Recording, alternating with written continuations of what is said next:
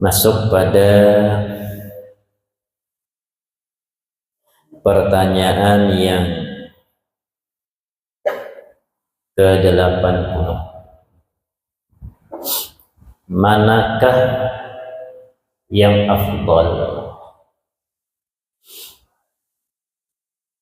Membaca doa sendirian atau umum? Membaca doa sendirian atau ikut doanya imam? Dan memang ada yang kadang-kadang nanya,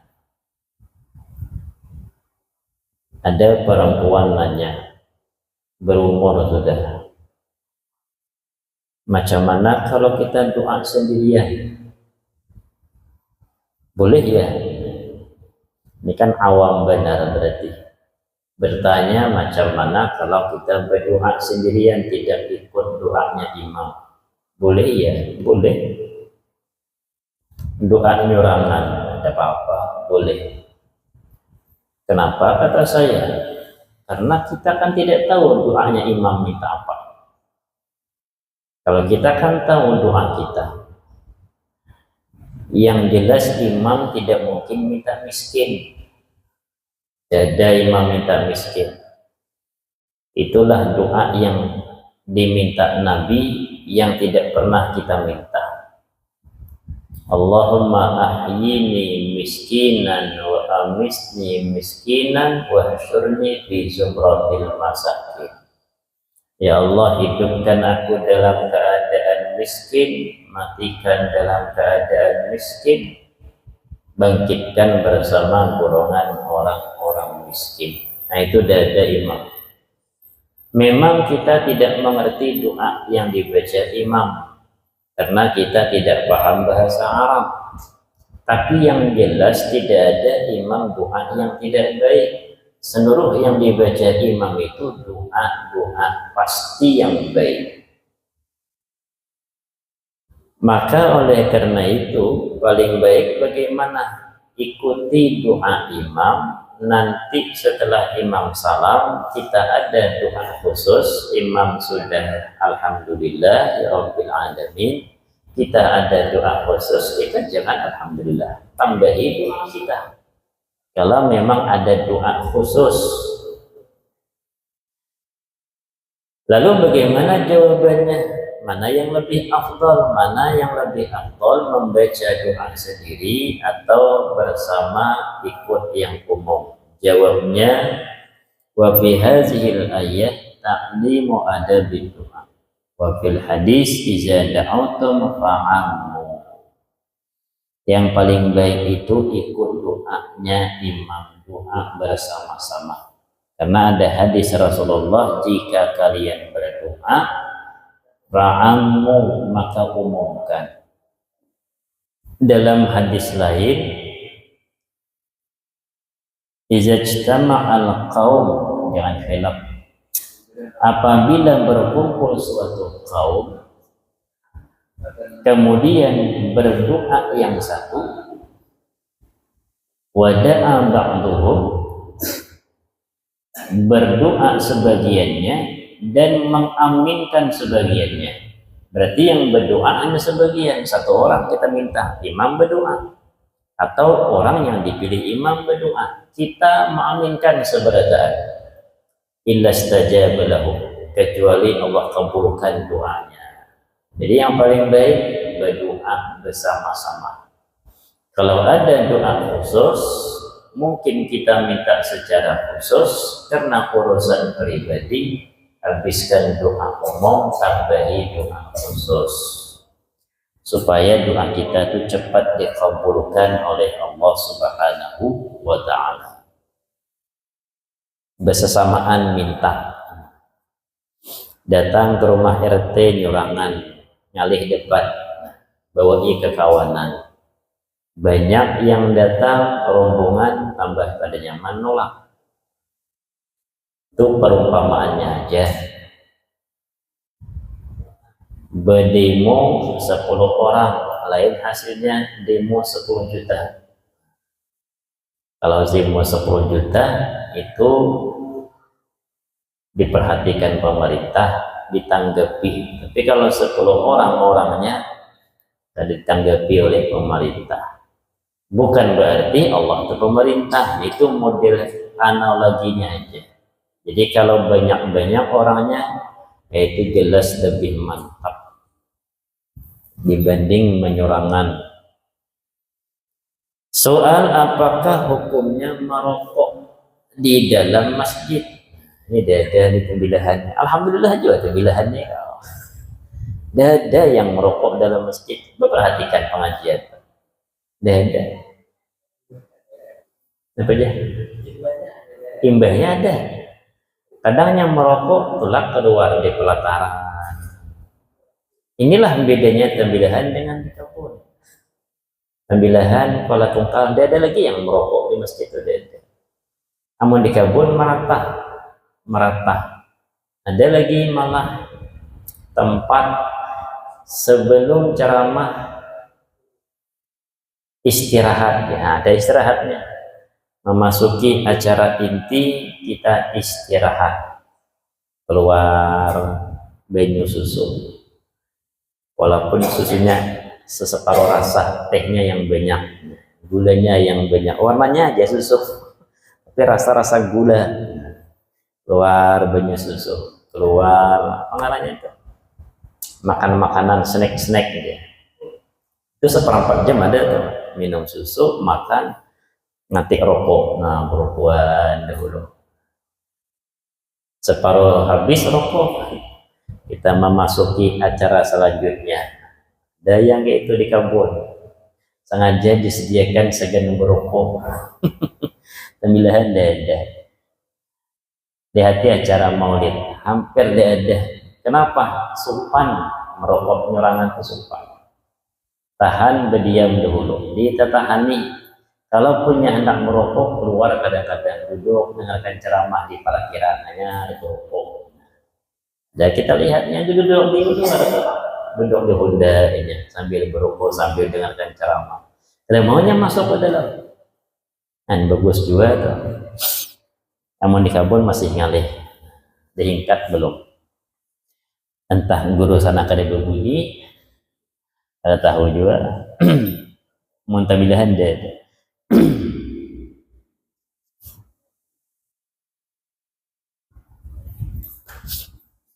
Julak ilmi itu kalau sini kan merokok, tapi kalau hendak mengajar, hendak masuk masjid, beliau buang rokok, jadi dibuang, dimatiin. Apa hukumnya merokok di dalam masjid? Jawab, la yajuzu dzalik, kada boleh. Kenapa kada boleh? Likarahati raihatihi, karena tidak enaknya bau rokok. Secara umum lain tukang rokok, itu ada rasa kada nyaman. Rasanya nyaman, cuman bagi yang tidak merokok secara umum, bau rokok itu kada nyaman. Itulah yang motori masjid. Yang motori masjid itu, kalaupun secara adat, kalaupun secara hukum merokok itu makruh. Kita ambil yang makruh, karena kebanyakan kan ulama kita merokok. Kita ambil merokok itu makruh loh. Ada yang mengatakan jaiz, boleh saja.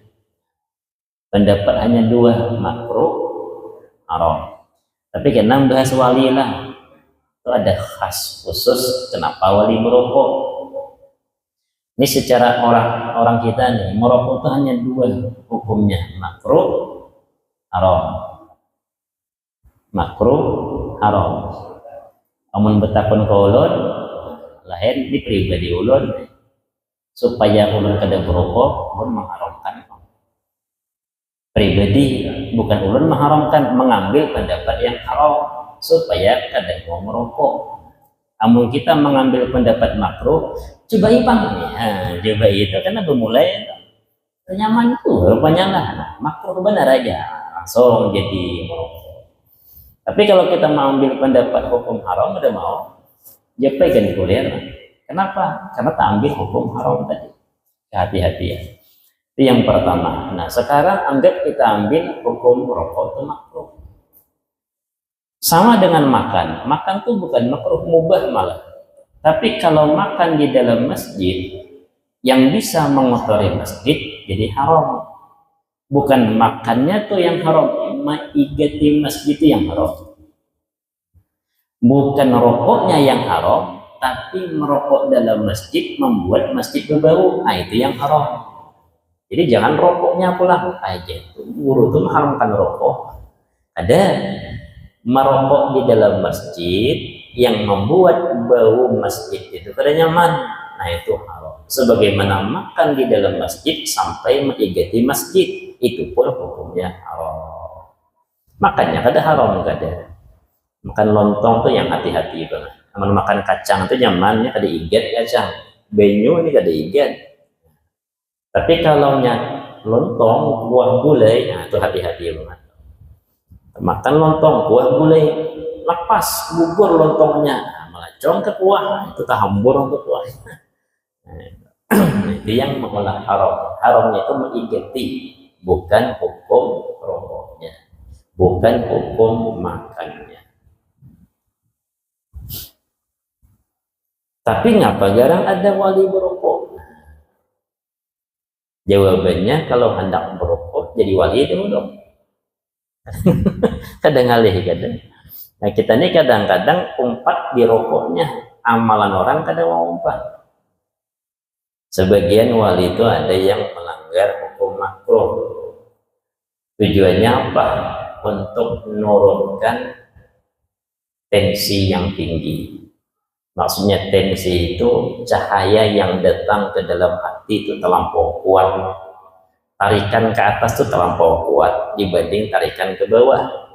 Sehingga kadang-kadang kalau cahaya itu terlampau kuat masuk, kada kawal lagi mengajar karena kada sadar. Mana contohnya? Imam Dimyati, gurunya Imam Ahmad Zaini Dahlan Makkah. Beliau di akhir umur berokok. Nah, berokok. Awalnya pada berokok, cuman akhir umur berokok. Imam Zaini Dahlan karena melihat perguruan berokok, umpat juga berokok. Kadang murid itu ketujuh bang umpat guru, umpat juga berokok. Ujar gurunya, jangan ikut aku. Kenapa engkau merokok, wahai imam, wahai guru? Dakhaltu fi baharil ma'rifah. Aku masuk dalam lautan ma'rifah. Sehingga kalau terlampau terang, kada diturunkan cahayanya, rokok itu kan kadam. Nah, jadi turunkan wattnya sedikit. Kalau kita melanggar hukum haram, itu kan parah turunnya, drastis ke bawah. Langgar hukum makruh, jadi terturun sedikit, terkadap sedikit, tarikan itu tak kurang, maka nyaman mengajar, sadar orangnya. Nah, itu caranya pakai hukum makruh. Sebagian ulama pakai alat musik. Jadi kalau umpama ada wali begitar, itu jangan heran, begitar. Kenapa? Mungkin menurunkan kadar cahaya tadi. Sebagian ulama pakai rokok sebagai wali. Sebagian wali pakai nonton. Siapa yang pakai nonton? Sayyid Muhammad Al-Maliki pernah nonton. Nonton bukan perempuan telanjang, perempuan sinetron lah bahasa kita, tapi kada berjilbab. Nonton karena beliau kada mau merokok, maka beliau pakai nonton. Itu kenapa wali jadi merokok, ngurangi. Jadi rokok itu jadi obat jadinya.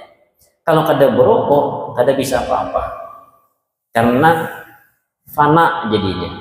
Disuruh mengajar, kada bisa. Disuruh begawi cari nafkah, kada bisa juga. Disuruh hendak mengurus murid, kada bisa juga.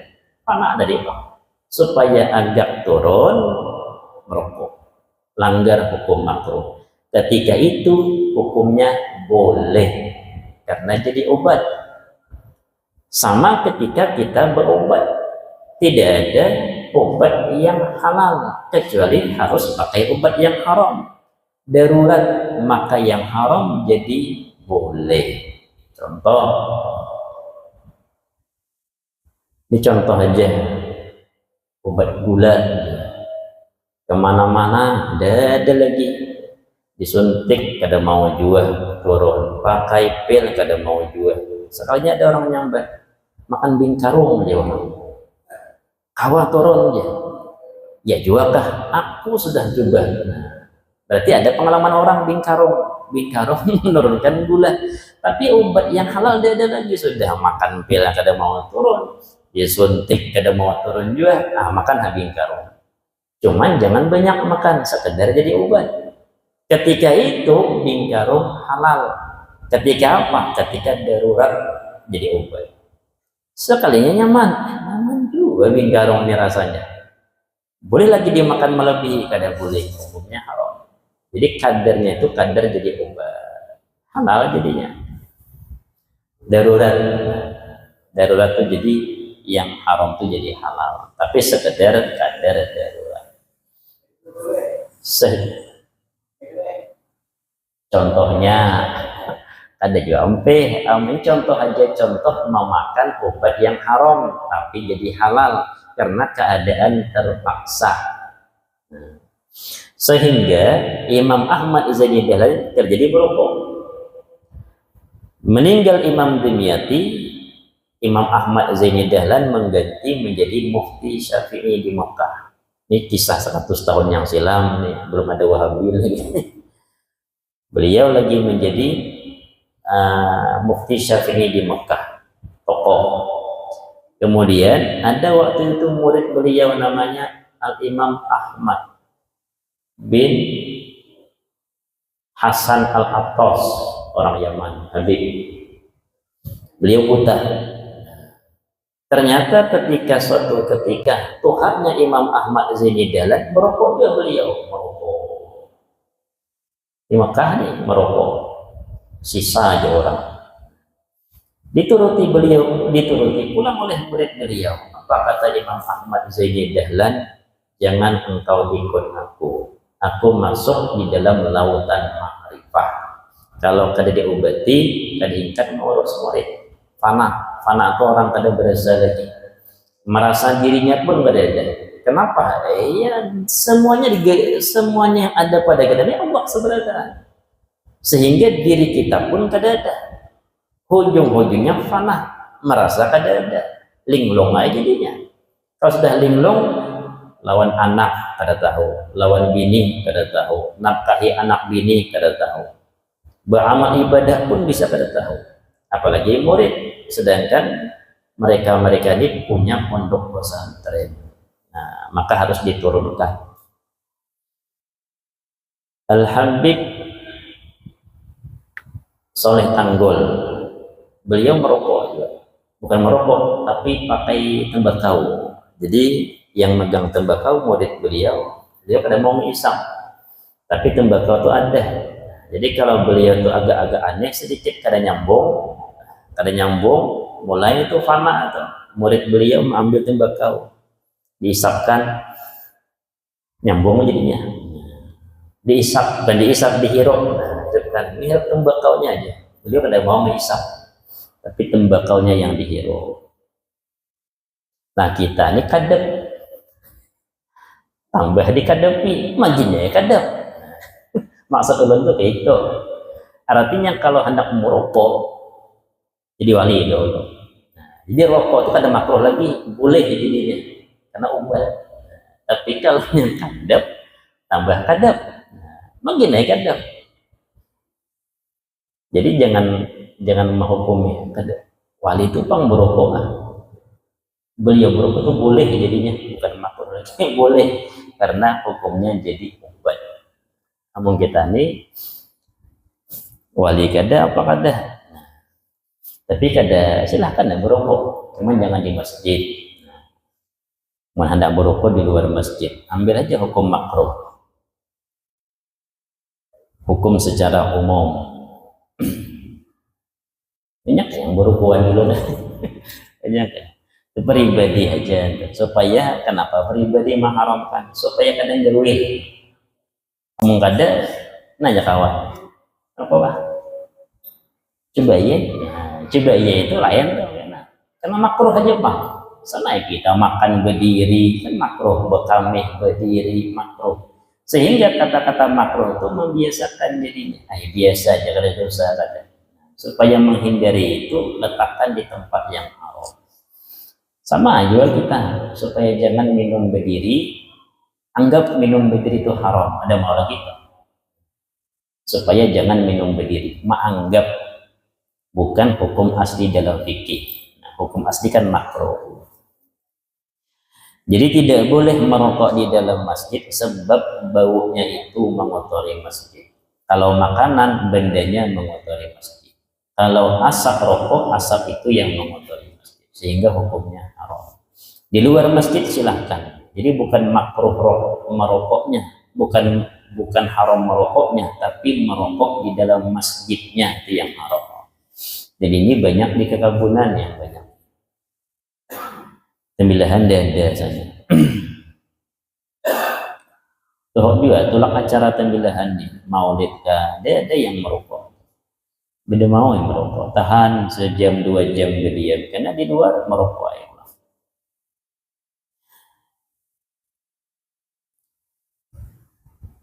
Soal sunnahkah mentalkinkan anak Ismail bin Haji Sufi? Ini ngaran orang. Karena umurnya baru 12 tahun. Anak 12 tahun meninggal. Anak 12 tahun meninggal. Sunnahkah ditalkin? Pertanyaannya. Jawab tiada sunnah. Keterangannya kitab Nihayatul Zaid. Tapi ada yang mentalkin. Kenapa ada yang mentalkin? Memang sebagian mengatakan qad ihtija bihi a'immatuna 'ala istishabi talqini tifli. Sebagian imam-imam kita itu tetap mensunahkan mentalkin anak kecil yang belum balik. Jadi ada yang mentalkin silahkan, ada yang kada mentalkin pun silahkan juga. Karena ini anak kada berdosa belum. Apanya yang dia dijawab, anak ini dia ada mukallaf, anak halus, maka mayoritas ulama tidak mensunahkan ditalkin. Ini dia ada mukallaf, dada tak dada mukallaf, dada amal belum dosa kada ada, amal di belum disuruh, orang kada berdosa, maka ditalkin. Soal apa dalil yang mengatakan sunnah kunut pada witir separuh kedua daripada bulan Ramadan? Jawabnya wa yundabul qunut akhir witri binis bisani min Ramadan. Disunnahkan qunut akhir daripada witirnya pada separuh akhir bulan Ramadan, karena ada hadis ini diriwayatkan li anna Ubay bin Ka'ab, karena sahabat Ubay bin Ka'ab memperbuat yang demikian. Sunnah yang mengawali Ubay bin Ka'ab itu yang panjang di bawah itu yang mensunahkan panjang, yang jelas kita menggawi. Soal mana dalilnya ucapan imam kepada makmum? Apakah kita katakan atas mayit? Jawab makmum baik, dan ada juga yang mengatakan mudah-mudahan baik. Nah itu kan ada. Sholat sudah kita dirikan, doa sudah kita panjatkan. Mari kita bersama-sama bersaksi, apakah mayit ini termasuk orang baik? Makmum mengatakan baik, dia makmum. Ada lagi imam menuntun mudah-mudahan beliau termasuk orang baik. Makmum mudah-mudahan baik.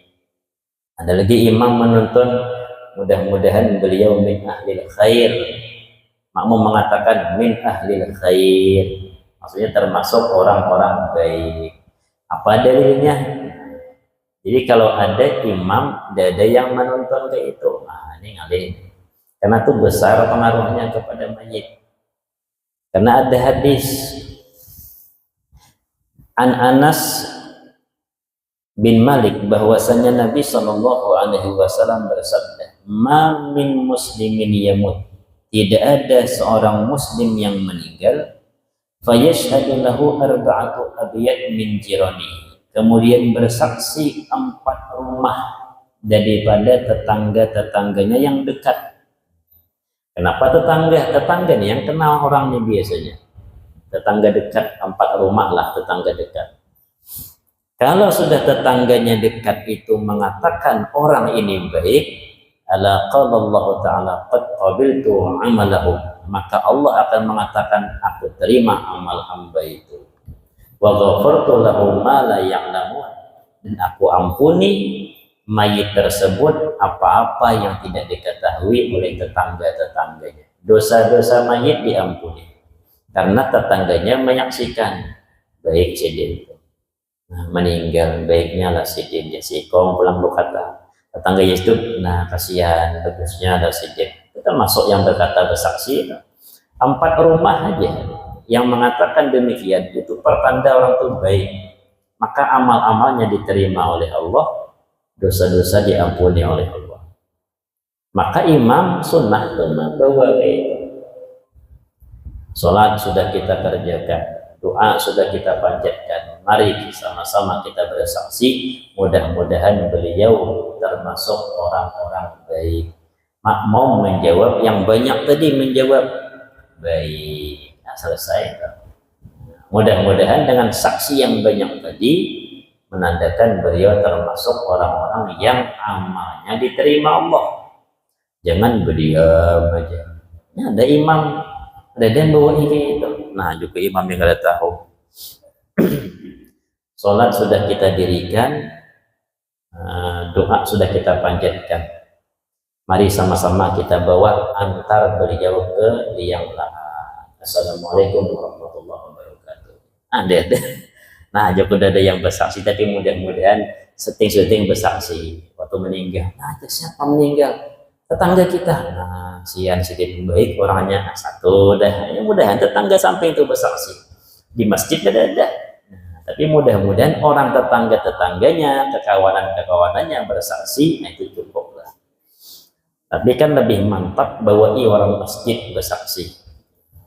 Mudah-mudahan min ahlil khair jasa berataan. Nah, selesai tahapan. Semuanya mengatakan baik. Ada ulama mengatakan, Imam Nawawi di dalamnya dikatakan itu kalau mutobik, kalau sesuai memang. Ini kan kadang-kadang kata-kata itu kan terumpat andar. Ya, apa kita saksikan beliau orang baik, yang bermusuhan kan baik, walaupun musuhnya di situ kan bawaan benar itu mengumpati orang. Lalu bagaimana, apakah hanya dengan kata-kata baik langsung diampuni oleh Allah? Maka Imam Nawawi mengatakan itu tetap mutabik. Mutabik itu sesuai dengan amalnya. Asli orang itu kalau mengatakan baik tidak ada yang dipaksa, tidak ada dibawahi oleh imam, tetap mengatakan baik. Maka ini yang asli ini, kata Imam Nawawi. Adapun kalau yang dibawahi terpaksa menyambat, kadang-kadang terbawa suasana. Sekalipun satu ruangan mengatakan baik, sekalinya amalnya di sisi Allah kada baik. Memang bos perampok ya Pak. Nah, itu tetap baik, ada karena aja. Karena bos perampok berwasiat lawan murid-muridnya, murid-murid ajaran perampok tadi. Nah, murid-muridku ya kenalah. Kalian berapa jumlahnya? 50 orang. Bila aku mati, datangi masjid. Baik, toh. Nah, diwasiatkannya kayak itu, kena. Tapi amal perampoknya masih aja lah. Kayak apa kayak itu? Nah, kada sesuai. Karena kada sesuai, tetap termasuk orang-orang yang merugi, bukan orang-orang yang baik. Ini kata-kata baik itu asli dari hati, bukan karena terpaksa mengatakan atau dibawa atau terbawa dengan suasana. Tapi tetap dianjurkan untuk imam membawa kata-kata tadi. Mudah-mudahan dengan demikian termasuk